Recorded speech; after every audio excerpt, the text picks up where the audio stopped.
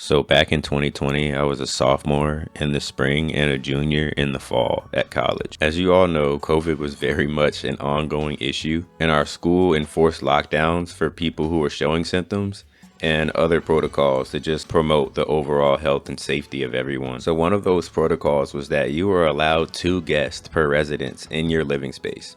So if you were in a dorm with one other person, the max that was allowed in there was 6 people. I lived on campus in a house with 6 residents, 4 rooms and 2 doubles. So 4 people shared 2 rooms and 2 people had their own room. I had my own room upstairs, and across the hall from me was the other single room. The kitchen and living room were downstairs, and we had this huge basement. I mean, this thing was huge. The basement had a nice carpet and some counters, so we brought a lamp down there and turned that shit into the smoke spot immediately. There'd be days where I'd come home from practice or from class, and there'd be like people down there who I barely knew, just down there sparking, or like random girls that my boys let smoke down there. But yeah, the house was cool. But since we had 6 residents, that meant the max number of people we could have in the crib at once was 18.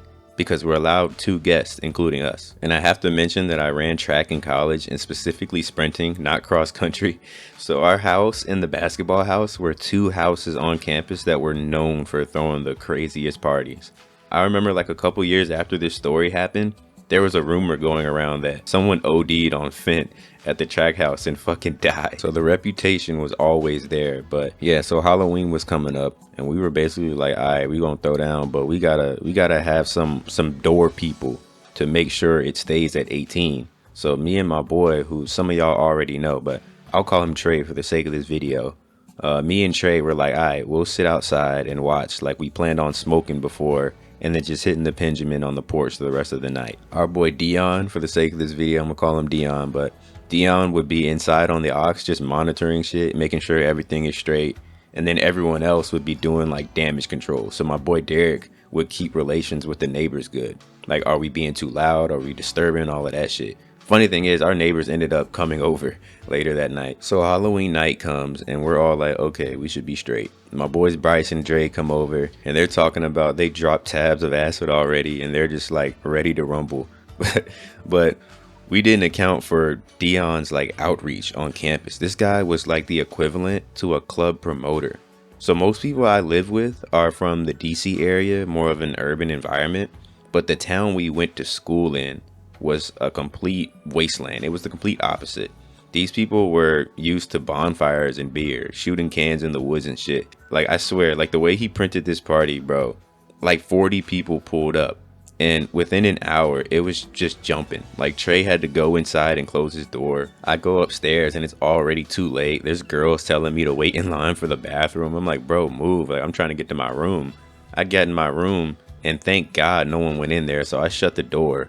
The guy who stayed across from me was our white boy, I'll call him Kenny, in the group. So he just had endless white girls pouring into his room, drinking and shit. So I go downstairs and out the front door through this sea of people. And as soon as I sit down, I hear bottles breaking. So I walk around the outside, and on our back porch, which leads directly to the basement because the house is on a hill.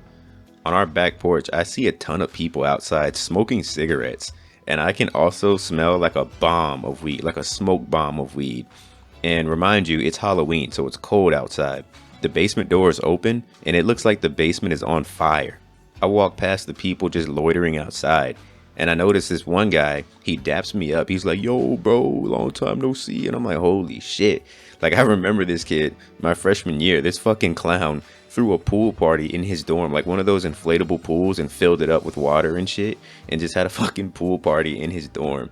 I'm like, no way, like I thought this dude dropped out. But anyways, I walked past them and into the basement, and the basement was such a different vibe. Upstairs on the top floor where my room was, that was like the chill area, the drinking game area. The middle floor was the cup pong, dance floor, big ass speakers. Dion kind of ran the floor.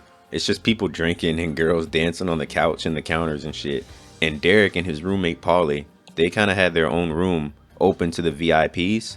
They had some dab rigs and they were playing UFC. I really don't know what was going on in there. But the basement, oh my God, dude, the basement was just like this sauna of weed smoke.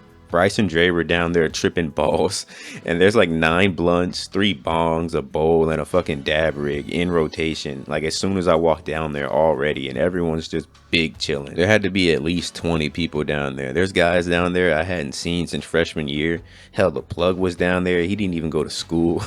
You can hear like the music thumping upstairs, and Bryce is like, bro, I'm tripping hard right now. The roof is breathing, which it probably was breathing to him, but also the ceiling was also moving because people upstairs were fucking caving the floor, and there are like 30 plus people jumping around up there. They fucking played R.I.P. by Playboi Carti, and one of the soccer players starts like ripping off his shirt and doing backflips. Like, you think this shit would scare the girls? But no, they were having a fucking blast. I go upstairs from the basement, and the first thing I see is this guy just die lit off the railing of the stairs onto the couch. He just scales everyone on the dance floor, and Dion's just yelling like, watch the lady, you almost killed her. And I'm walking up like past everyone into the kitchen where a couple of my boys are, and they're playing Pong, and some girl in a fucking Yoshi costume is just serving them straight belt to ass. So winner stays on, and me and Dion hop on, and she's basically on a bloodthirsty. I can tell, like I can see it in her face. She's just been smoking shit at this table all night. But halfway through the game, Trey texted me like, bro, come to the front. I'm like, oh shit, like I straight up left him out front and I forgot about it. So I go to the front door after journeying through this sea of people, and as soon as I open the door, there's a brigade of white girls trying to get in. And apparently it was like women's lacrosse, which we have rarely interacted with, and they're like, let us in. And as soon as she says that, this motherfucker, and honestly, it's my fault for not locking my room because my window gives direct access to the roof. But the guy from earlier, the pool party and his dorm guy, he's up on the roof fucking yelling, oh, let him in, let him in. And of course, they start cheering and shit. Then Dion comes and sees it's like 9 or 10 girls. He's like, whoa, like we kind of full. And this guy, we'll call him Jason on the roof. This guy, Jason, is up there, just let them in, let them in. So we like, all right, whatever, like we already over the limit. So they go in, and I remember maybe for the next hour or so, me and Trey are chilling and we're getting hungry, so we ordered Chinese. Trey's like, yeah, I'll watch the post, go get that package, because our hunger bar is getting low, and the Chinese place is legitimately a 3-minute drive. So I drive to the Chinese place, fucking faded out of my mind. I pick up our food, and I'm not gonna lie, as soon as I pull up, I see police everywhere. Like campus security is here, the police department is here. I'm like, oh shit, what the fuck, bro? So like they're talking to Trey on the front porch, and all the music has stopped. You can't hear a peep from inside, which is funny because I know there's like a sea of people in there. So I'm like, bro, fuck all that. I walk right up past the police and everything, and they're like, hey, you can't go in. I'm like, motherfucker, I live here. I don't know nothing about nothing that's going on in there. I'm trying to eat my food. And I walk in and close the door. Everyone in there is like doing the fucking mannequin challenge, and I just walk upstairs to my room where I find like a bunch of girls hiding in there, and I literally like sit on my bed, bust out these egg rolls, and just start greed maxing right in front of them, straight slamming them shits. And I think I turned on like Dragon Ball or fucking Outdoor Boys. I really can't remember. And they're just in there like cowering. They're like, oh my god, we thought you were the police. I'm like, yeah, y'all probably gonna have to leave soon. They got all their White Claws and shit. And like a few minutes later, Dion texts me. He's like, bro, you gotta come outside. So I come downstairs and out the front door, and instantly the police officer is like, oh, this guy's good. He literally just got here. And apparently they let Trey off the hook too because he was just outside chilling. But like campus security, which was some wannabe Marine cop guy, he was like on straight dick, while the police are just not taking this serious at all.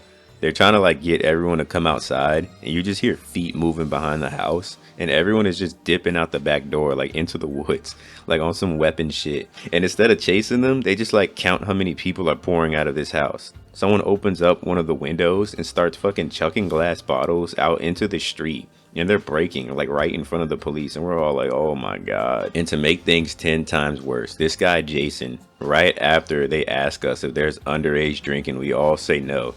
Motherfucking Jason, the guy who was yelling on the roof, walks out the front door, just hammered out of his mind, balls to the wall, sloshed in front of the police. This motherfucker like, come on in, boys. What we standing out here for? He's like 20 and not 21, obviously. He didn't have his ID on him. So he hits like a fucking slant route on one of the officers and breaks away down the street.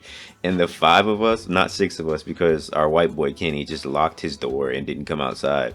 So the five of us being interrogated out on the porch were just laughing our asses off because the police just got his ankles broken by a drunk Jason. So then more campus security pull up and the police are just smirking at how serious they're taking this shit. They start like interrogating us, asking shit like, where's the drugs? Trey's girl at the time had a dog and she'd bring him over from time to time, so he had a cage in his room for it. And the fucking campus security asked, what's up with the cage? Like, bro, what do you mean? Like, obviously it's for a dog. Like, what kind of fucking freak ditty shit do you think we're on? And then they, for some reason, felt the need to go through all of our drawers and dressers and dump all of our shit out.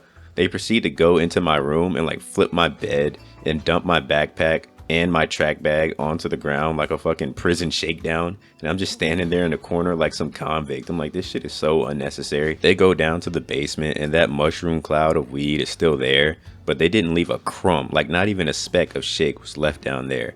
In the end, Derek and Polly got suspended because they found shake in their grinder. Trey got in trouble for the dog. Dion got suspended from campus and had to continue class online.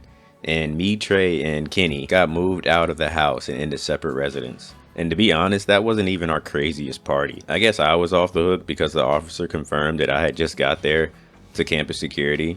And they also confirmed that Trey was just on the porch. And then Kenny was never to be seen.